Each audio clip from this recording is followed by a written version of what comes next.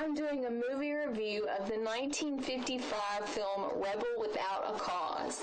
Before I jump into this film review, I just want to say again, as I did similarly with Who Framed Roger Rabbit, this is a major, classic, huge film in people's eyes and in film critics' eyes, and etc., etc. So I was extremely hesitating to watch this, to actually review this one, and I did see it for the first time not too long ago.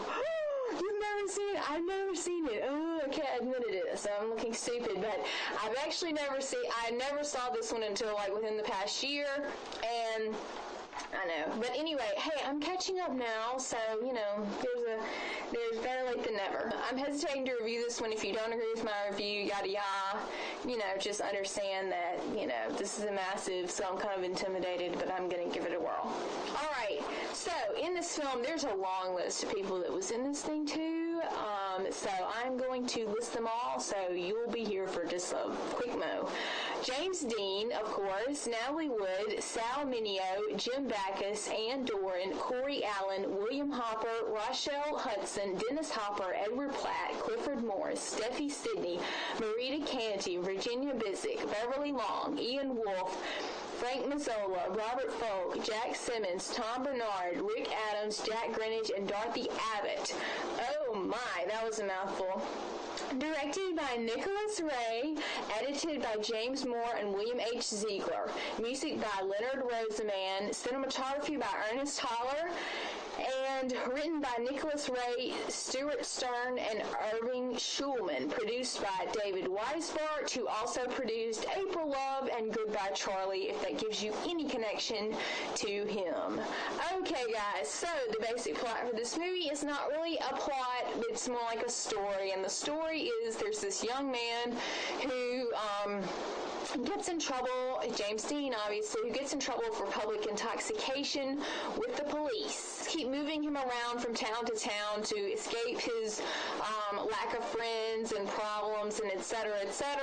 And so he's just moved to this new town, and it's the story of basically the first day of school and everything that happens with friends, and it's the story of his, you know, rebelness or whatever you want to call, and that kind of thing. So it's not really a story, it's more like a journey, and you can't really describe it, but if this gives you anything, the movie actually all happens within like 36 hours. Like that, the whole movie is just covering like 30, or actually less than 36 hours. But anyway, so it's basically like a little over a day in his life. Let's jump into performances with this one. I thought James Dean was good, and I thought that he was really willing to go the extra mile to play this part, and there were a few scenes that I was like, okay, just a little too cool, just a little bit too James Dean, but then again, the public in 1950s was crying out, especially the ladies were crying out for James Dean, so I felt like he was, you know, kind of told to be a little heartthrob, yada yada, but he was only 23 or 24 when this was made, and I thought that he, you know, did really, really well. I thought he did really well, especially he had like a couple crying scenes that I totally bought, so great job for him. And yay that he didn't fall too badly into the trap of the starry-eyed acting, which I mentioned in several previous reviews that I've done of in like the 50s and stuff, where actors fell into, you know, being starry-eyed and, oh, I'm just saying the line and yada yada yada. He didn't really go into that for me at all, so I love that. Natalie Wood was actually only 16 when this was made, and she did such a great job, and I read the list of other actors that were considered actresses that were considered for this part, and I couldn't have seen any of them doing better than she did. If you wanted to compare her to some actresses that are working now as far as like how good they could have done the role and all of that, then you may not think her performance was that great, but considering her time, considering like, I mean, I still thought it was a great performance, so like today or not, I thought she had a really good performance, and a little bit of it was a little too acting-ish for me, but on the whole it was great, and she could have just totally crumbled under it, and I thought she was perfect for the role. Sal Mineo was great. I bought all of his lines. He plays like this needy guy that meets James Dean's character, and wants to be friends with him, and I thought he was really believable in almost all of his scenes. I'm not going to mention everybody else here that I mentioned, guys, but there's 4 or 5 that I really want to pick out to you and mention. Jim Backus plays the father of James Dean, and as many of you know him off as Thurston Howell III from Gilligan's Island, he crushed it. I couldn't think of anything else he could have done better, and I love that he wasn't like this so stereotypical father, and that he's this handsome, debonair, guy, and that's like, come on, son, and all that. He was perfect for this role, I thought he did such a great job. So great casting too, call on this, because I could have seen so many people doing it bad. Dennis Hopper plays one of the guys that is in this gang that James Dean meets at school. And yes, this is the Dennis Hopper that we all know that has acted really recently, in the 90s and 80s and 2000s. This was so funny, because when I learned he was in this movie, I was like, oh my gosh, what in the world did he look like when he was young? Y'all, he looks so totally different when he was young. I was like, what do you know? James Dean, I'm sorry. Dennis Hopper, look at you. I can't believe it. And yes, this is the Dennis Hopper that was in Speed, which I've done a previous review of. So just mentioning that. Then you've got Edward Platt, who plays the detective that James Dean has to talk to when he gets picked up for being a drunkard, essentially. I thought Edward Platt did such a great job. And yes, this is the Edward Platt off of the 1960s, 70s TV show Get Smart. Crushed it. Could not have been any better. And again, I loved how they didn't just cast the typical detective guy.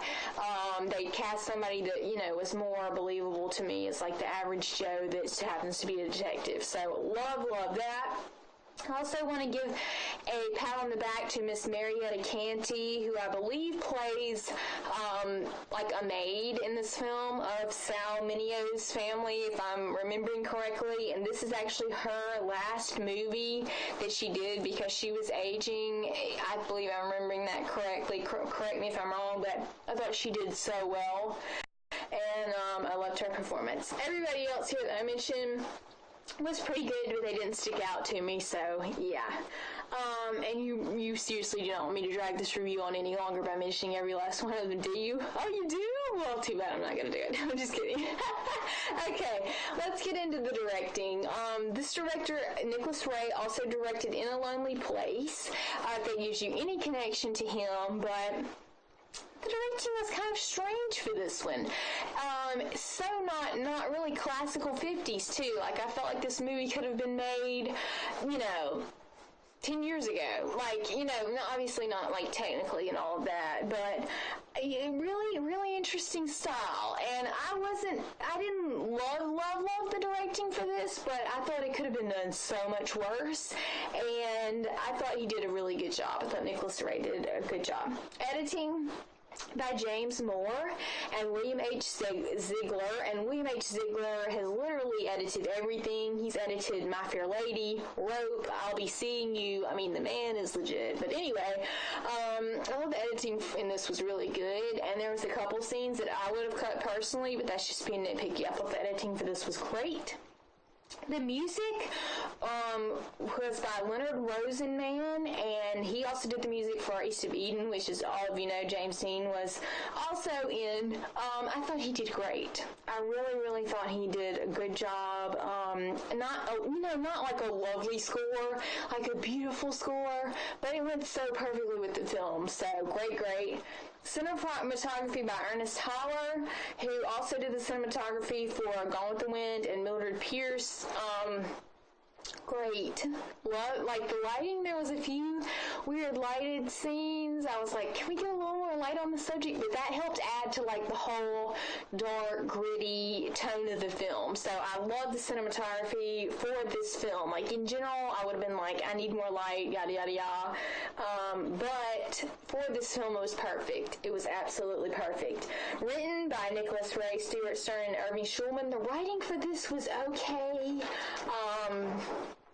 it didn't blow me away, but it could have been so much worse. And there was a few scenes, which a lot of this was improv by James Dean, but there was a few scenes where, I don't know, he'd say something and then he'd laugh really creepily or something, and I was like, I don't really understand that, and I don't know if that was directing or if that was even, like, in the writing or what, but I would not have included that or something, I don't know, it just kind of creeped me out rather than, I don't know. Anyway, so yeah, the writing for this was pretty good, though. I mean, a few generic lines, but on the whole, I thought it was good. Okay, guys, so let's jump into the Parents' Guide. Of course, it's 1955, so you have no language. But anyway, there is, obviously, James Dean is extremely intoxicated when he gets picked up by the police, so there is smoking and drinking going on, so there's both of those. And then sexual content, not really any, maybe like a low-cut blouse. That's it. And then, like, you know, kissing. Then let's jump into the violence and gore category, or let's not, because that category is usually really icky, and I don't like jumping into violence and gore. I'm just having such a loopy day today, y'all. I apologize. I thought that it was pretty clean on the whole. There's some gun violence. There's like, I'm gonna shoot you, pow pow, you know, that kind of thing. Actually, there's a pretty good bit of it. But it's not ridiculous. It's just like, I'm holding a gun, so be afraid. You know, it's not like that, you know, awful. And there's a knife fight that is very, like, intense in nature in that you don't know what's going to happen. It's, like, suspenseful. But you don't, like, see the knife go into anybody. You see people, like, getting nicked with it. And then there's, like, well, you don't really see it, but then you see, like, there's blood on the shirt afterwards. So, anyway, I thought it was pretty clean on the whole. Anyway, guys, wrapping this one up, I saw this movie basically because it is classic, it is epic, and it has, you know, two people which I really loved in TV shows, which is Jim Backus and Edward Platt, so yay. But anyway, I watched this movie because I think there's certain movies that every film critic should see, and this is one of them. It's a classic, it's just like one that, you know, people are like, you know, you should see it, and anyway, it's just more like to say I've seen it, you know, and I've, you know, formed an opinion, and I've, you know, understood and all that.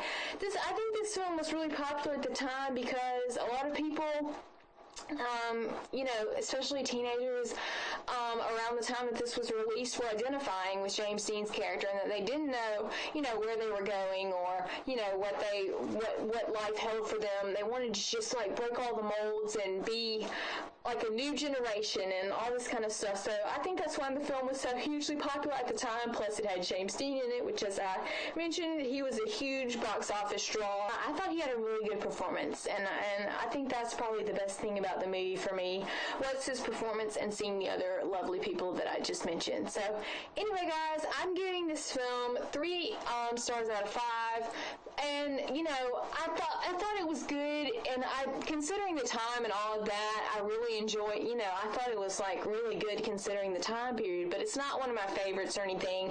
I probably, honestly, would not watch this one again, except to see the, you know, the really good performances, but, I don't know, I enjoyed this one.